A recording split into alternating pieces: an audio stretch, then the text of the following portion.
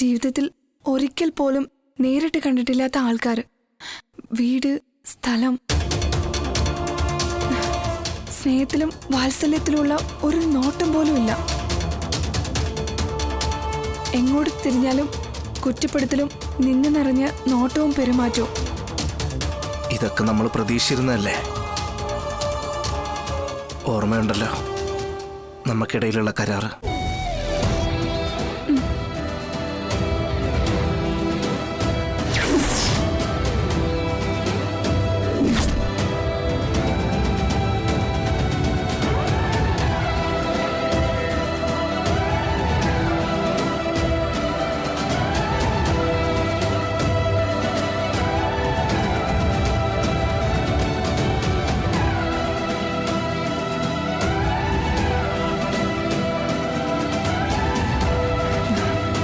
വിഷ്ണുവേട്ടാന്ന് വിളിച്ചോട്ടെ ഞാൻ?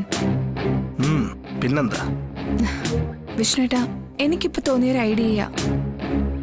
നമ്മുടെ പ്രശ്നങ്ങളെല്ലാം പരിഹരിക്കാൻ നമുക്കങ്ങ് കല്യാണം കഴിച്ചാലോ?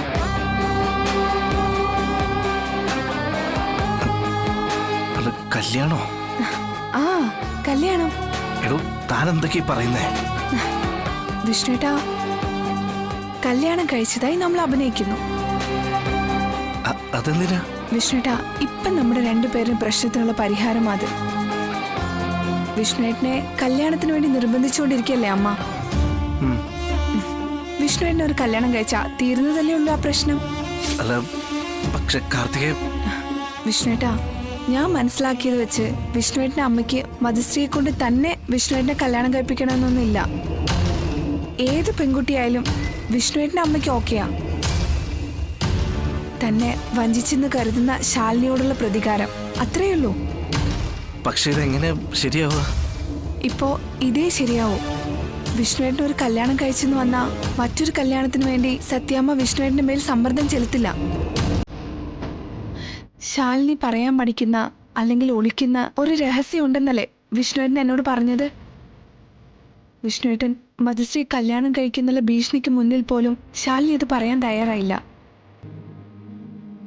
സത്യയെ സംബന്ധിക്കുന്ന ആ രഹസ്യം കണ്ടെത്തണ്ടേ? അതിന് കുറച്ച് സമയവും സാവകാശവും ഒക്കെ വേണ്ടേ? അതിനു വേണ്ടിയാ ഈ കള്ള കല്യാണം.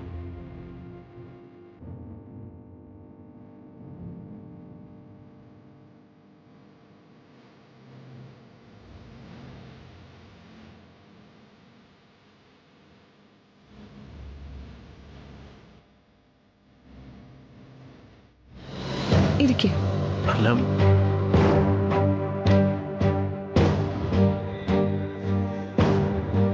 വിഷ്ണുവേട്ടൻ മറ്റുള്ള പെൺകുട്ടികളെ കല്യാണം കഴിക്കാൻ അമ്മ സമ്മർദ്ദം ചെലുത്തുന്നതേ ശാലിനി കണ്ടിട്ടുള്ളൂ. അവിടെയെല്ലാം വിഷ്ണുവേട്ടന് വിയോജിപ്പായിരുന്നു. വിഷ്ണുവേട്ടൻ തല പോയാലും മറ്റൊരു പെൺകുട്ടിയെ കല്യാണം കഴിക്കില്ലെന്ന് ശാലിനിക്കറിയാം.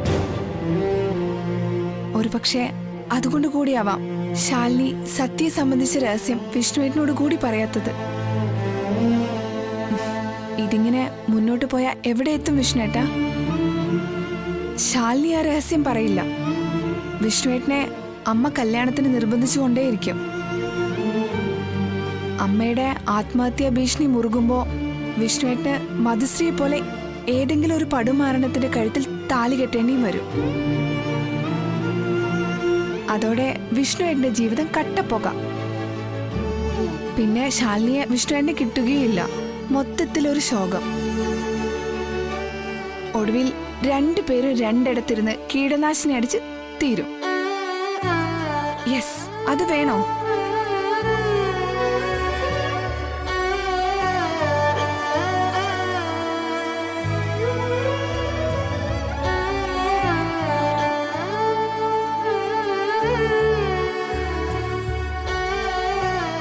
വിഷ്ണുവേട്ടന്റെ ഇഷ്ടത്തോടെ വിഷ്ണുവേട്ടൻ മറ്റൊരു പെൺകുട്ടി വിവാഹം കഴിച്ചെന്ന് വന്ന ശാലിനി ഒന്ന് കുലുങ്ങും. പിന്നെ അധിക സമയം ആ രഹസ്യം കാത്തു സൂക്ഷിക്കാൻ ശാലിനിയെ കൊണ്ട് പറ്റില്ല. അതെ വിഷ്ണുവേട്ട, ഇഷ്ടപ്പെട്ട പുരുഷനെ കൈമോശം വരുമെന്ന് വന്നാൽ പെണ്ണെന്തും ചെയ്യും. അതല്ലേ ഇപ്പൊ എന്നെ ഈ പാറവിളമ്പിൽ കൊണ്ടുവന്ന് നിർത്തിയിരിക്കുന്നേ. അല്ല, പക്ഷെ ഒരു പരിചയമില്ലാത്ത ഒരാളെ ഞാൻ പെട്ടെന്നൊരു ദിവസം കല്യാണം കഴിച്ചു എന്ന് പറഞ്ഞാൽ ശാലിനി വിശ്വസിക്കോ? ഒരു പരിചയമില്ലെന്ന് ആരാ പറഞ്ഞേ? നമ്മൾ തമ്മിൽ വർഷങ്ങളുടെ പരിചയവും പ്രണയവും ഉണ്ട്. വർഷങ്ങളായി രഹസ്യമായി സൂക്ഷിച്ചൊരു ബന്ധത്തിന്റെ പര്യവസാനമാണ് ഈ കല്യാണം. അങ്ങനെ അറിയാവോ? ശാലിനി മാത്രല്ല, എല്ലാരും. എടോ പക്ഷെ അങ്ങനെ പറഞ്ഞാൽ മറ്റുള്ളവർ വിശ്വസിക്കോ? വിശ്വസിക്കും. ഓരോരുത്തരും ജീവിതത്തിൽ എത്ര രഹസ്യങ്ങൾ സൂക്ഷിക്കുന്നെന്ന് കൂടെ നടക്കുന്നവർക്ക് പോലും അറിയില്ല. വിഷ്ണുവേട്ടന്റെ പ്രാണനാ ശാലിനി. എന്നിട്ടും വിഷ്ണുവേട്ടൻ അറിയാത്ത സത്യ എന്നൊരു രഹസ്യം ശാലിനിയുടെ ജീവിതത്തിൽ ഉണ്ടായില്ലേ?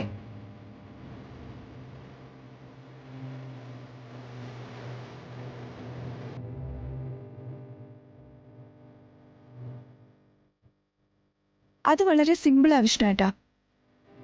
ഒന്നിച്ചൊരുങ്ങുന്ന ഭാര്യ ഭർത്താക്കന്മാരും രഹസ്യബന്ധങ്ങൾ സൂക്ഷിക്കുന്നില്ലേ? അതും ഒന്നിലേറെ. പലതും അവരുടെ മരണത്തിന് ശേഷം പോലും തിരിച്ചറിയില്ലല്ലോ. സ്ത്രീകളെക്കാൾ പുരുഷന്മാർക്കാ അത്തരം ബന്ധങ്ങൾ സൂക്ഷിക്കാൻ എളുപ്പം. അവരുടെ സഞ്ചാരത്തിനും സ്വാതന്ത്ര്യത്തിനും ഒന്നും ഒരു പരിധിയില്ലല്ലോ. ശാലിനിയെ സംബന്ധിച്ച് ഇക്കാര്യം വിശ്വസിക്കാൻ കൂടുതൽ എളുപ്പം.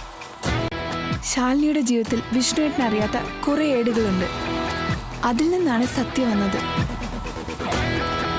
അതുപോലെ വിഷ്ണുവേട്ടന്റെ ജീവിതത്തിലും ശാലിനി അറിയാത്ത കുറെ ഏടുകളുണ്ടെന്ന് കൂട്ടിക്കോ. അവിടെ നിന്ന് ഈ കാർത്തിക വരുന്നു. സിമ്പിൾ. പക്ഷേ തന്നെ പറ്റി അവരന്വേഷിക്കില്ലേ? തനിക്ക് മറ്റൊരു കാമവനുണ്ടെന്നും ഈ പറഞ്ഞത് കള്ളമാണെന്ന് അവർക്ക് ബോധ്യപ്പെടില്ലേ? അവിടെയാണ് ഈ ഗെയിം കൊണ്ട് എന്റെ ആവശ്യം. എന്റെ യഥാർത്ഥ ഐഡന്റിറ്റി നമ്മൾ എവിടെയും പറയുന്നില്ല. നാടും വിലാസവും ഒക്കെ പറഞ്ഞു കൊടുത്താലും അതെല്ലാം തെറ്റിച്ചായിരിക്കണം. അവരൊരിക്കലും ഈ യഥാർത്ഥ കാർത്തികയിലേക്ക് എത്താൻ പാടില്ല. എനിക്കിപ്പോ തൽക്കാലം വേണ്ടത് ഒളിച്ചു താമസിക്കാൻ ഒരിടമാണെന്ന് വിഷ്ണുവേട്ടൻ പറഞ്ഞത് മറന്നോ? വിഷ്ണുവേട്ടന്റെ അതേ അവസ്ഥയിലാ ഈ ഞാനും. അച്ഛൻ എന്നെ കണ്ടുപിടിച്ച ജയശങ്കറിനെയോ വേറെ ഏതെങ്കിലും കോന്തനെ കൊണ്ട് എന്നെ കെട്ടിക്കും. എടോ പക്ഷെ നമ്മൾ ഈ ഒളിച്ചുകളി എത്ര നാൾ തുടരും? അധികം നാൾ തുടരാൻ പാടില്ല. അത് നമ്മുടെ കൂടെ ആവശ്യമാണ്. അങ്ങനെ വന്നാ എനിക്കെന്റെ ഹർഷനെയും വിഷ്ണുവേട്ടന്റെ ശാലിനിയും നഷ്ടപ്പെടും. ഹർഷൻ നാട്ടിലേക്ക് എത്തുന്ന 2 ആഴ്ച. അതുവരെ വിഷ്ണുവേട്ടന്റെ ഭാര്യ എന്നുള്ള ഒരേ ഒരു ലേബലിൽ എനിക്ക് ഒളിച്ചു താമസിക്കാൻ പറ്റിയ ഒരിടമാ സത്യാമ്മയുടെ വീട്. അത്രമാത്രമാ. അതിനിടെ ശാലിനിയിൽ നിന്ന് വിഷ്ണുവേട്ടൻ സത്യയെ സംബന്ധിച്ച രഹസ്യം അറിയുന്നു. ഹർഷൻ US നിന്ന് മടങ്ങിയെത്തുന്നു. സത്യാമ്മയ്ക്ക് സത്യയെ സംബന്ധിച്ച എല്ലാ തെറ്റിദ്ധാരണകളും നീക്കി വിഷ്ണുവേട്ടനും ശാലിനിയും സുഖമായി ജീവിക്കണം. ഞാൻ ഹർഷനൊപ്പം US പോവും. എങ്ങനെയുണ്ട്? കേൾക്കുമ്പോൾ ഒരു സുഖമൊക്കെ ഉണ്ട്. പക്ഷെ ശാലിനി ഇതെങ്ങനെ താങ്ങുമെന്നാ? ശാലിനെ കൊണ്ട് സത്യം പറയിക്കാൻ ഇതേ ഒരു മാർഗമുള്ളൂ. Please deal.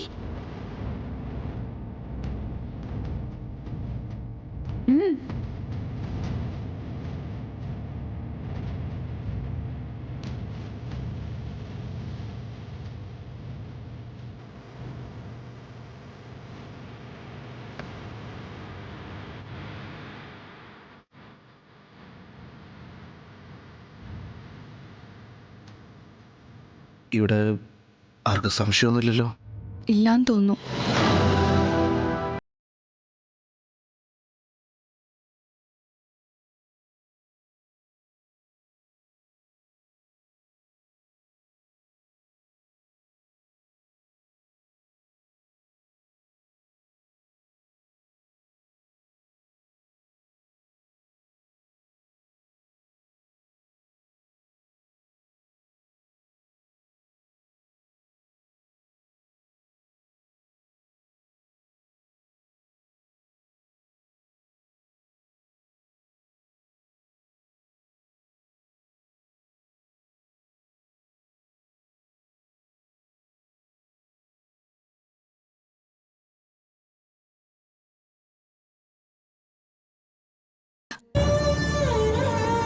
ഹർഷന്റെ കാര്യത്തിൽ വിയോജിപ്പ് പ്രകടിപ്പിക്കേണ്ട ഒരു കാര്യം ഉണ്ടായിരുന്നില്ല എൻ്റെ വീട്ടുകാർക്ക്.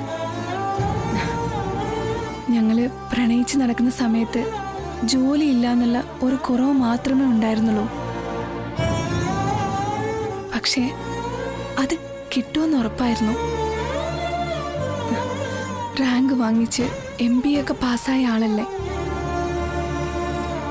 എവിടെയും കിട്ടുമായിരുന്നു നല്ല ശമ്പളത്തിലൊരു ജോലി. ഹർഷന് പക്ഷെ അത് പോരായിരുന്നു. വിദേശത്ത് പോയാലേ കഷ്ടപ്പാടിനനുസരിച്ചുള്ള ശമ്പളം കിട്ടൂ. അത് പറയുമ്പോൾ ഞാൻ ഹർഷനോട് പറയും, നീ കാശിന് പിന്നാലെ പാഞ്ഞോ, ആ സമയത്ത് കല്യാണം കഴിഞ്ഞ് ഞാൻ വേറെ ഏതെങ്കിലും ആണുങ്ങളുടെ ബെഡ്റൂമിലായിരിക്കുമെന്ന്. ഒരർത്ഥത്തിലല്ലെങ്കിൽ മറ്റൊരർത്ഥത്തിൽ അതിപ്പോ സത്യമായില്ലേ? നോക്ക്, എനിക്ക് ശാലിനിയിലേക്കും തനിക്ക് ഹർഷനിലേക്കുള്ള ഒരു വഴി മാത്രമല്ലേ ഇത്.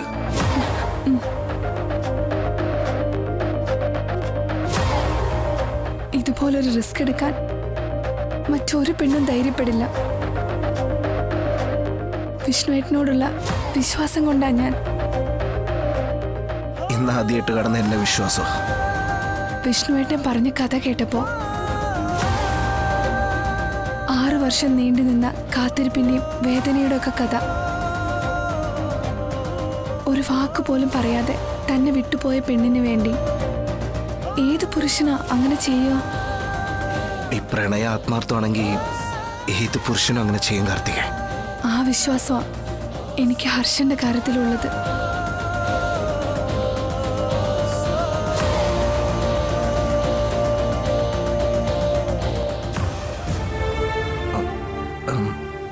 താനും ഇങ്ങനെ നിന്ന് വിഷമിക്കണമെന്നില്ല, വേണമെങ്കിൽ അതിലിരിക്കാം.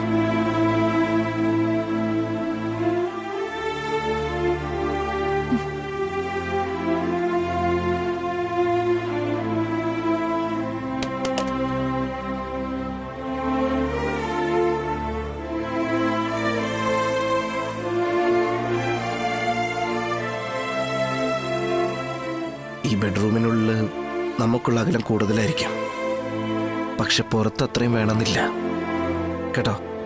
ശരിക്കുള്ള ഭാര്യ ഭർത്താക്കന്മാരല്ലെന്ന് ആർക്കും സംശയം തോന്നാൻ പാടില്ല. അങ്ങനെ തോന്നിയാ പിന്നെ നമ്മൾ ഈ കഷ്ടപ്പെടുന്നൊക്കെ വെറുതെയാവും.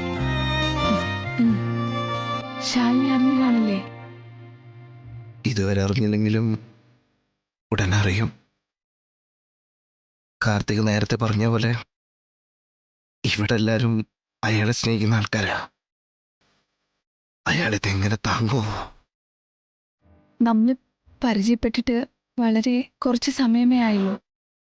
പക്ഷേ അതിനിടയിൽ ഞാൻ ശ്രദ്ധിച്ചു, വിഷ്ണുവേട്ടൻ്റെ കാര്യത്തെക്കാൾ കൂടുതൽ ശാലിനിയെക്കുറിച്ചാണ് സംസാരിക്കുന്നത്.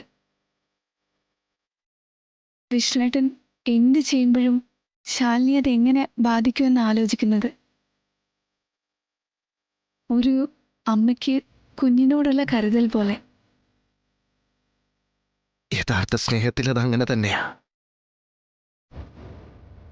ഈ പ്രണയിക്കുന്ന ആൾ അയാളെക്കാൾ കൂടുതൽ കരുതുന്നത് മറ്റയാളായിരിക്കും. താൻ പ്രണയിക്കുന്ന ആളുടെ ഉള്ളു നോവുന്നതും സന്തോഷിക്കുന്നതും ഒക്കെ ദൂരെ ഇരുന്ന് മനസ്സുകൊണ്ട് തൊട്ടറിയുന്നുണ്ടാവും. ശാലിനിക്ക് ഇതൊരു വലിയ വേദനയാവില്ലേ? അവളുടെ ജീവിതത്തിലെ ഏറ്റവും വലിയ വേദന. ആവും. ഇതിനേക്കാൾ വലിയ ആഘാതം ഉണ്ടാവാനില്ല അയാൾക്ക്. പക്ഷെ ചില വേദനകൾ ജീവിതത്തിൽ നിന്ന് ഒഴിവാക്കാനാവില്ല.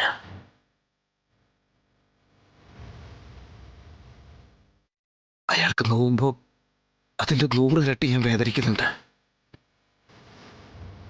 ആ കണ്ണ് തെറിയുമ്പോ ഉള്ളിലിങ്ങനെ തീയാളി തുടങ്ങും.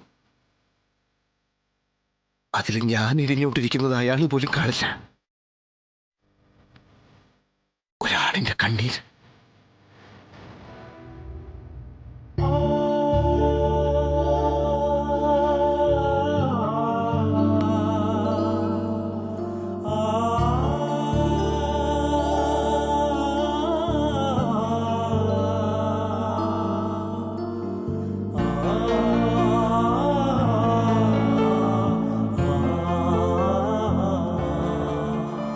पग सदने पम पग मरे सा सा प मरे सदने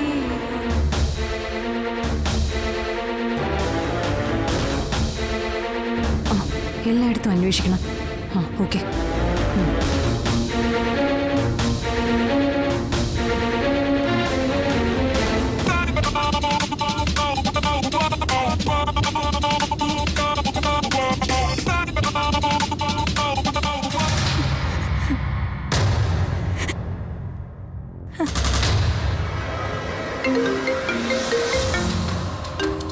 ശ്യാമയാണല്ലോ. ആ എടുക്ക്. ആ ശ്യാമേ. കുഞ്ഞേച്ചി.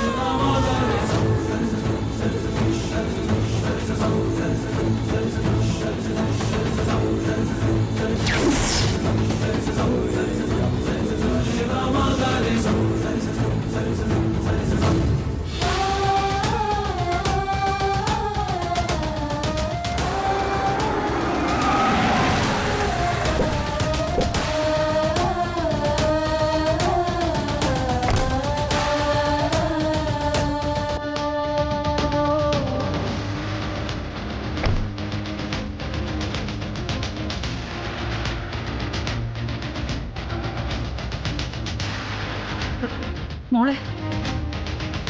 ഈശ്വരാ.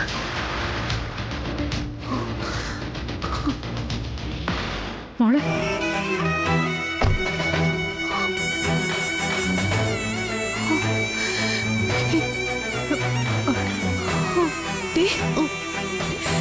ശാലിനി മോളെ. ശാലിനി മോളെ. മോളെ. ശാലിനി മോളെ. മോളെ.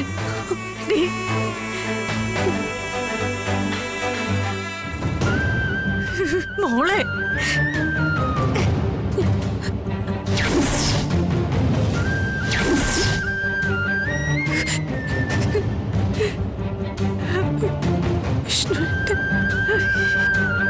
ഈശ്വരാ.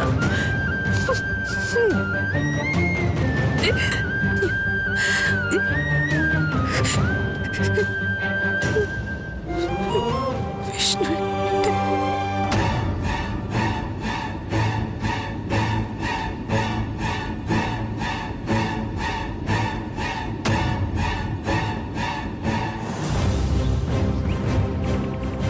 വാ മോളെ.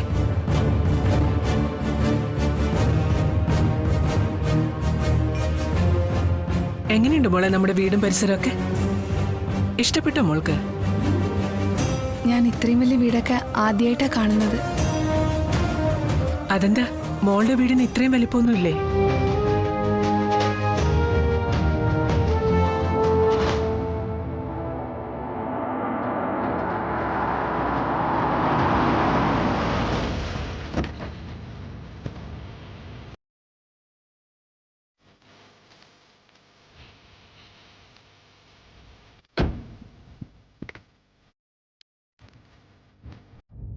വിഷ്ണു അമ്പലത്തിന്ന് മുങ്ങിയിട്ട് പൊന്തിയത് കുളത്തിലോ കായലോ എന്ന് അറിയില്ലല്ലോ.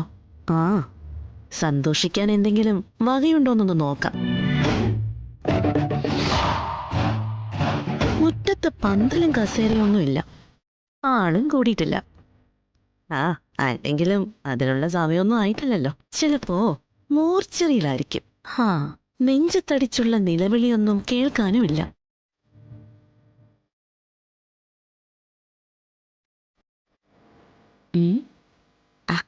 ചിലപ്പോ എല്ലാരും കൂടി സ്പോട്ടിലേക്ക് പോയി കാണും. എന്നാലും ആരെങ്കിലും കാണണമല്ലോ വീട്ടില്. മോളെ നോക്കിയിട്ടുണ്ടോ?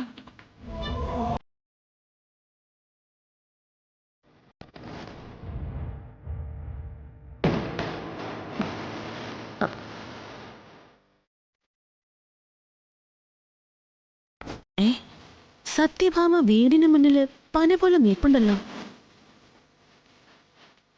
അതേതാ പെണ്ണ്? പുതുപ്പെണ്ണിന് സാധാരണ വീടും പരിസരമൊക്കെ പരിചയപ്പെടുത്തി കൊടുക്കുന്നത് ചെറുക്കൻ്റെ പെങ്ങന്മാരോ സഹോദരന്മാരുടെ ഭാര്യമാരോ ഒക്കെ ആയിരിക്കും. ഇവിടിപ്പോ അത്തരത്തിലുള്ള സ്നേഹമൊന്നും നീ ആരിൽ നിന്നും പ്രതീക്ഷിക്കണ്ട. ആരാ പുതുപ്പെണ്ണ്? മകനെ കാണാതായപ്പോ ഇവരുടെ കിളി പോയോ? ഇവിടെ എല്ലാരും ആ ശാലിനിയുടെ വലയിൽ കുടുങ്ങിക്കിടക്കുക ഇപ്പോഴും. ശാലിനിയെ പറ്റി അവൻ പറഞ്ഞിട്ടുണ്ടല്ലോ. കുറച്ചൊക്കെ. അവനും വിഷ്ണുവും കുടുങ്ങിക്കിടക്കായിരുന്നു ആ വലയില്. 1 2 അല്ല, 6 വർഷം. 6 വർഷം. എന്തായാലും നീ അവനെ അതീന്ന് രക്ഷിച്ചെടുത്തല്ലോ. മിടുക്കിയ.